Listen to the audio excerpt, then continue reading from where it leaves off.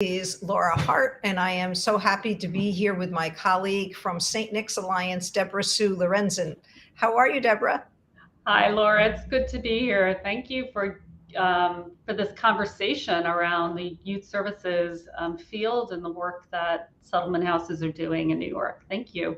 Sure. I'm really eager to jump in. Before we jump in, I just want to say a few things for those of you joining us who may not be aware. I am Laura Hart. I am the CEO and founder of RoboFund. And we run programs in schools throughout New York City, and we have a studio at 102nd and Broadway. And if you type in robofund.org, you can get on our mailing list. And right now we are running after school classes at our studio, during the day classes for young kids or homeschoolers. We have lots and lots of vacation day classes, and summer camp is coming up kind of soon, as well as spring break week, the 18th of April. So if you go to robofund.org, you can learn more. And Debra Sue and I are involved in similar grants, and much of our work in schools happens through grants. So Yes, it Debra, does. tell us a little bit about yourself. And I am going to move my O-ring lamp so that my dog doesn't whine the whole time. So I'll let you do that while I do this. Sure. So I'm the Director of Youth and Education at St. Nick's Alliance. I've been here just shy of 7 years. We work predominantly in Community School District 14, although we do have reach into surrounding neighborhoods because we serve North Brooklyn. And before I came to St. Nick's Alliance, I was a Director of Education at City Parks Foundation, which does incredible environmental education work. I'm so proud of my time there. And before that, I ran a theater. I was a co-founder, and I ran a theater for 14 years. And we did arts education during the school day and in the after-school hours during the summer. Then City Parks Foundation, we had more of a balance between school day and after school. And here at St. Nick's Alliance, we skew towards the out of school time space, although we do have really invaluable services that are provided during the school day as well. That's great. So what's interesting about your past is you've sort of done it from all different perspectives, from the funder, now you're a funder, but also setting it up. But and then in the theater, you were bringing in kids and figuring out how to fund that. Yeah, and the through line in my career, and what really drives me, is the potential you have in informal educational environments to support children's socio-emotional learning, their curiosity, their creativity, their thinking outside of the box. Which certainly children have opportunities for all of those things during the school day, but the role of school day learning is more academic than we're allowed to be in the after school environment. We have more freedom.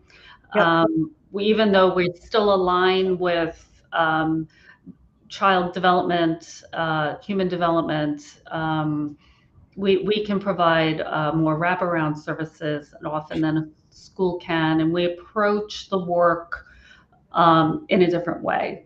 Both ways are critical.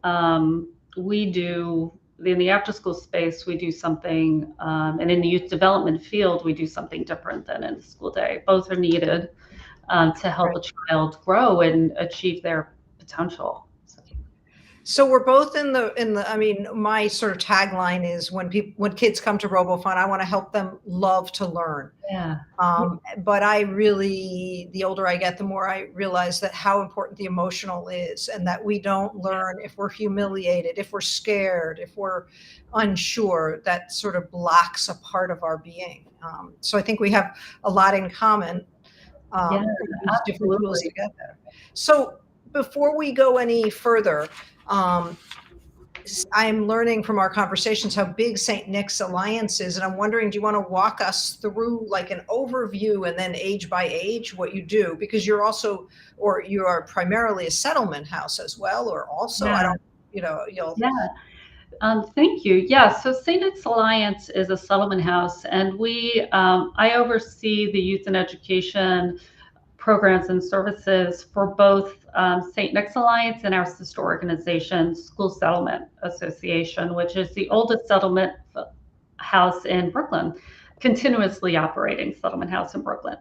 Um, and the difference between a settlement houses and some other types of community-based organizations is that we're community building organizations. We're focused on a defined catchment area, and we raise money, invest resources, design programs and services that are directly responsive to what's going on within this catchment area. So for St. Nick's Alliance, that is North Brooklyn, which is Greenpoint, East Williamsburg, Bushwick, parts of Bedford-Stuyvesant, and we focus primarily in those areas. And for St. Nick's Alliance, we've been around for a long time, about 50 plus years, and we are very focused right now on supporting North Brooklyn residents with high educational attainment,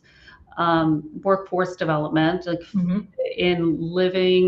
helping people find employment and develop the skills they need in employment, so that they can have living wage jobs and successful careers.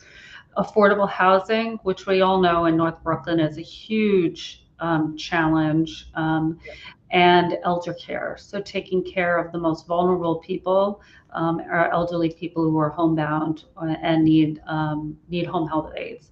So that's the scope of service that St. Nick's Alliance is really focused on right now. And youth and education is vitally important to that, because we know the research demonstrates that the higher your educational attainment, the higher the wages you'll have, the longer your economic security will be, the higher economic security. So those are helping children to develop literacy, to advance through the grades, to graduate high school, to transition into their post-secondary lives is really important work. But it's not just academic work. And I think that's where organizations like St. Nick's Alliance really play a vitally important role. We start with children when they're 2, we follow them and provide services for their families all the way until post high school graduation, and all along the way trying to support the children and their families so that they can be successful and achieve their potential. And that's the work. So we operate, for example, an early childhood center. 135 beautiful 2, 3, and 4-year-olds come to the center every day. And it's the entry point for most of those children into a structured educational environment. And there we do the very first levels of assessment if a child is developing typically, or if they need extra services with language development or gross motor development, fine motor development, etc.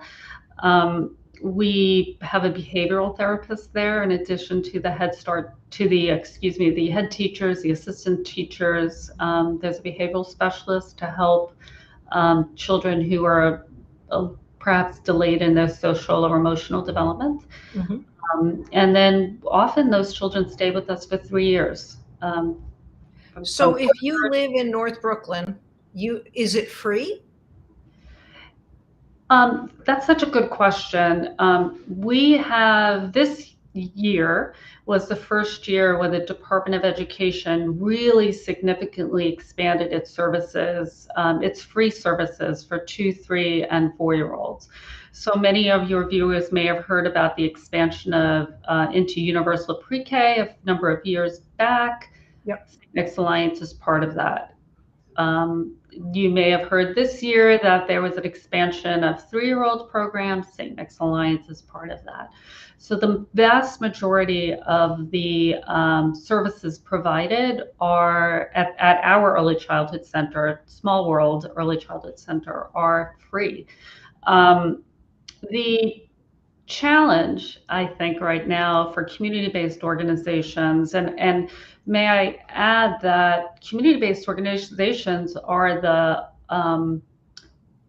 providing these services across New York City, and they are because community-based organizations are operating early childhood centers, the city has the capacity to expand the number of 2, 3, and 4-year-olds that are served, and the number of younger children who are served as well. You mean earlier than 2? Even earlier than 2, community-based organizations provide family services that are not center-based, but are small family-owned service providers. It's a different model than a center-based one like we have, but from the time a child is 6 months old, they can have access to services. And I think at this point, community-based organizations provide more than half of these early childhood experiences across our city. The challenge is that community-based organizations have a different union or early childhood educators are part of a different union when they're in a community-based organization than they would be if it's a public school-based service.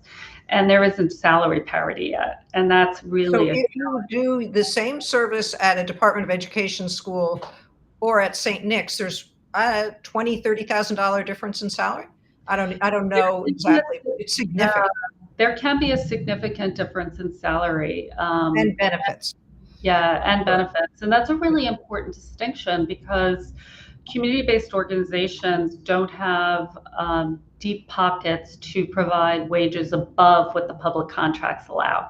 Sure. And so, and many of these slots for young children are school day, school year, what you would typically see in a kindergarten classroom or a UPK classroom at a public school, but others are extended day, extended year, which means we're with the children a minimum of 225 days a year, and from 8 in the morning till 6 at night.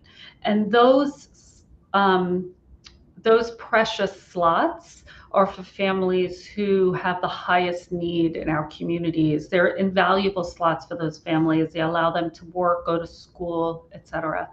But at the state level, the access to those extended day, extended year slots is very, very difficult. You can apply for them, but then you have to meet a whole set of criteria that is very challenging, even for really very low income families to access them. So there's at the state level, there's a lot of movement right now to change the criteria so that the families who really need these slots don't have to jump through hoop after hoop in order to access them. It can be very intimidating for a family who may not,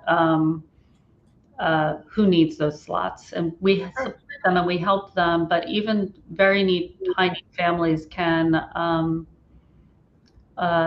don't always get access to them. So it's something that needs to change at the policy level and at the state. Very, very important. Yeah. Because if you're exhausted and don't have the tools, you need this, and and the steps to get there can be very, very cumbersome. Yeah. And I have to say, our early childhood center, and it's true, I'm partial, but we have a beautiful early childhood center that we want to make sure that every family that needs access to the extended day, extended year slots has access to them. And as a community-based organization, it can be challenging. And also we want every early childhood educator who's working with us now or who will work with us in the future to really be compensated at the level that they deserve. They are providing them such a invaluable service to Yes. our little ones, Yes. and helping set them up for success when they get to kindergarten. And Yep. that is, it's, we need to pay, uh, we as a society need to make the choice to pay our educators what they deserve. And also any human service provider, actually. Sure. Yes. Yes. It's across the board, youth services are undercompensated because our public contracts are modest. They don't really allow for us to compensate uh, Teachers. teachers, youth workers, Yep. social workers enough. And that's, we have to all stand behind and talk to our council members and talk to our mayor and say, please, pay equity is critical. Agreed. Pay equity is huge. Yeah. So let's move on. So I have two questions for you. One is, how does a settlement house differ than a community-based organization? And I'm wondering if you can sort of walk us through all of the services at different ages of the span of life that your organization provides. So settlement houses are committed to supporting, low and moderate income people, people who are most vulnerable in our communities, and that's a distinguishing characteristic. In addition to serving a targeted catchment area, some community-based organizations are not multi-service. Many are. Sometimes we use the terms community-based organization and settlement house interchangeably. Um, Settlement houses are community-based organizations. All settlement houses are community-based organizations. Not all community-based organizations are settlement. Yes. So Yeah. that's a Yep. distinction. Okay. And we're part of a network across New York State and across the country of settlement houses that provide this specialized service. We're multi-service. We try to serve the whole family. Different settlement houses do that in different ways. But typically what you'll see is a crib to cradle model. And we certainly have that here. We may do it differently than some other organizations, but that's the idea. So crib to cradle, we've talked about the crib part. So keep going up. So I have a 5 to 10-year-old. How would St. Nick's help my 5 to 10-year-old? Terrific. So absolutely. So St. Nick's Alliance, the number one service that we provide is after school. We operate many after school centers. Actually, in about half of the schools in District 14, we are the after school provider. Wow. And some of the funding comes through the Department of Youth and Community Development, which is an amazing, amazing partner. And others come through the Department of Education, also amazing partner. And some of our funding comes from the state, and some of it comes from City Council. All of those added together are what allow us to serve some 6,000 young people in our community. 6,000? Yeah. That is just really amazing. Not exclusively through aftercare, but after school is a really, and summer camps are such pivotal opportunities for children to explore content in a new way, explore their creativity, their curiosity, go on field trips, build community, and most important, develop the social and emotional capacities, because that development is what is going to help them, perhaps more than anything else, be the best adult they can possibly become. If you are empowered, if you know how to have voice and choice, if you know how to interact with your peers, people who are older and younger than you, if you know how to achieve emotional regulation and empathy, then you're going to be the kind of adult who can pass those same attributes on to the next generation. And that's what we're trying to raise. But I would say that beyond just the children that are directly receiving after school and who are benefiting from our literacy programming, our STEM programming, our socio-emotional curriculum, etc. We also have young adults, 18 to 22 primarily, who are delivering those services. And they're Right. not all going to be youth service workers For the throughout rest of their your life. careers, and they're Right. not all going to be social workers or go into education. But my guess is the majority of them are going to be parents, and the majority of they're all community members, and Right. contributing, helping them to also develop those skill sets, I think is really important. But for St. Nick's Alliance, one of the areas that we know our children really need help, particularly coming out of the pandemic, is when you're thinking about their academic needs, is really getting uh, grounded again in school and feeling safe, emotionally safe in school and successful in school and reconnected with their peers. And then also literacy, literacy, loving to love to read, to want to read, to Right. be capable readers, Yep.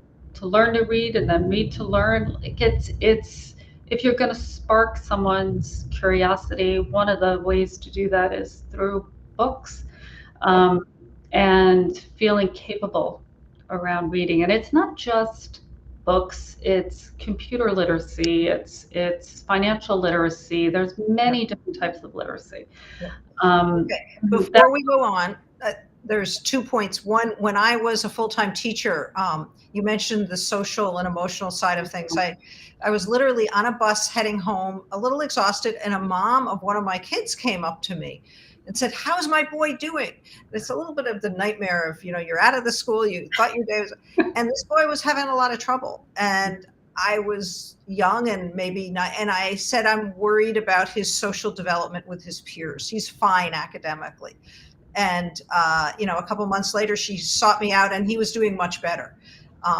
But I have a now 20, almost 24-year-old. That for me, the marker of a successful child or young adult is how they can connect with other people.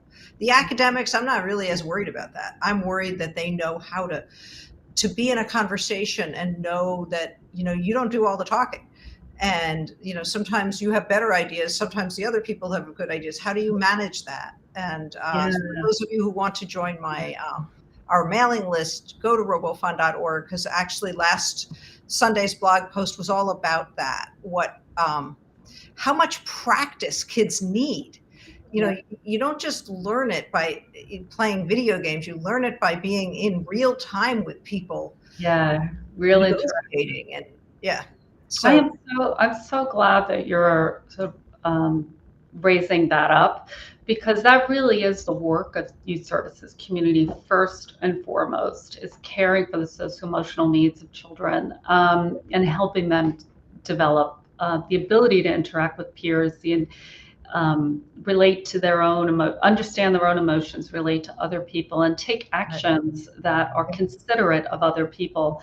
And that's what we're trying to do. And it's we are emotional beings as humans. We're emotional beings first and logical beings second. We're not Spock. And yes, we are, and training our brains um, to to understand our emotions, and but to also be logical. That you need to work on that. Yeah. It doesn't happen by chance. It happens neurologically. It happens by practice. Yep. And somebody said to me many years ago, the business of the business of being an early adolescent, the business of middle school is to connect your emotional self with your logical self. That is the business of middle school, to learn how to do that. And it's why a 14 or a 15-year-old can do algebra, right? In a snap of a finger, very logical, right? But they can't relate to their sibling. Or, they have these explosions. Right.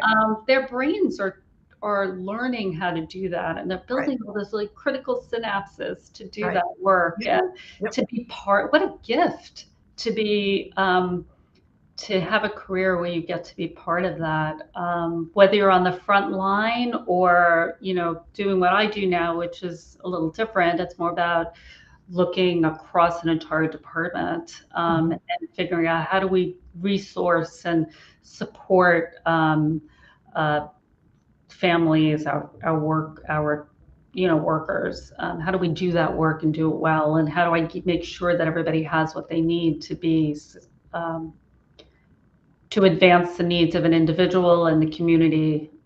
That's really what I do on a daily basis, and That's great. So we it's have a question. I love getting these questions. So Debra Sue, what inspired you to work in education? um, well, rewinding a few decades, I when I was a child, I thought I was going to be an actor. Then I was going to be a musical theater artist. Oh, and I was just going to change the world from the stage, right? And when I got into college and I was pursuing a degree in Where'd you performing, go to college? I did my undergraduate degree at Florida State University. Uh-huh.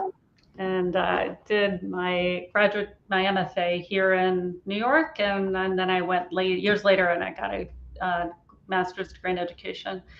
I realized that my gifts were my God-given gifts were better suited to behind, the stage than on the stage. And I didn't have the temperament to be an actor. There's a very special thing you need, and it's ability to be rejected and to not have a stable financial life. And I needed those things. So Yeah. I transitioned into a different type of theater role, a performing arts management role, Mhm. which led me to do arts education, which led me to be an educator. I just fell in love with child development and the potential for informal education to help a child be the best version of themselves. I saw, particularly through arts education, it's magical. It's when children are making art, performing arts, theater, dance, visual arts, digital art, they come alive in the same way that I did when I Yeah. was 8 Yep. and 10 and 15 and 22 years old. Yep. And I wanted to bring that to them. Um, and then I started to see how much more I could do, or kids could realize if you were with them every day, if you were responsible for them every day after school, all summer long, that became an interest of mine, and that's where the Okay. way I I came into where I am now. So we're coming to the end of our time, and I'd love you to touch upon each of the other sort of spans of ages. Yeah, Um, but I want to say that when I first started teaching, one of my fellow elementary school teachers, who was a kindergarten teacher, said, no one understands how hard it is as a teacher to come every day with different projects, with different ideas, and to have prepped those projects and to have thought through, where are my kids now and how do I, and I come back to that. I actually, right now in the Great Resignation, we're hiring. And one day a week, I am teaching in Staten Island, and I'm really loving it. And it's just reminding me of all of the parts of my being that get used in teaching, and how all of our mentors, all of our teachers who go out there, that it's a deeply satisfying work. It's very lonely at times because I'm there with my little munchkins, but it really requires all different parts of yourself. It's not just what's the lesson. It's the lesson is working with most of my kids, but those two are just too exhausted and too young. And how do I mod? Like you do a lot of improv, I think. So yeah, and I'll say that St. Nick's Alliance has the Youth and Education Department has over 300 staff, almost wow, 350 staff. wow, And the people who do this work, who do on the front line. The program directors, the youth workers, group leaders, the activity specialists, the assistant directors, the associate directors who are managing multiple sites. I have tremendous admiration for them. And the staff we have at St. Nick's Alliance, I'm so blessed because they are so deeply committed to helping children. They are so committed to supporting the families, not just through after school, but above and beyond, over and over and over again, social work services that we provide, the holistic approach to supporting a family, the rallying behind one another when they need to. And I say this with great sincerity. I admire them. They have tremendous energy and deep dedication. We didn't touch upon high school. I'd like to do that if you give me a couple of minutes. Yeah, I can either give you a couple of minutes or we can come back and we can do both. Let's go ahead because I think we have more to talk about. But tell us about high school. We do. So in middle school space and the high school space, we have community schools. Mm-hmm. And where we don't have the Department of Education community school model in place, we leverage resources for those schools that don't have that. So in a community school model, just for most people might be saying, I seem to have an issue. I apologize that I froze. Yeah. You know, everyone's like, well, every school's a community school. Well, it's actually a class. Do you want to talk a little bit about what that is? Yeah. So community schools, as you're saying, are sort of a class of school. They get extra funding so that that goes to a community-based organization, their CBO partner, so that they have a community-based organization like ours embedded in their school community. Mm-hmm. And our job is to support attendance improvement, to make sure that families have what they need to get their child to school every day, to provide the social work services, the counseling, and the wraparound services that their children need. And we do that in very close collaboration with the principals and the school staff, but our role is different.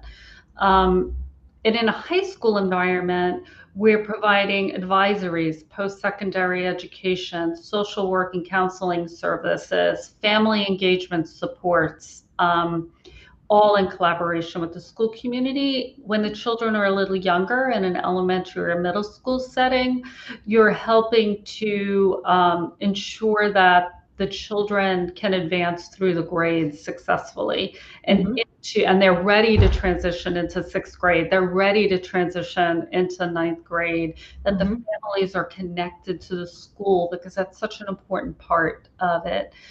So the attendance improvement, dropout prevention, the advisory classes, all of that kind of work we're providing at the high school and the middle school levels.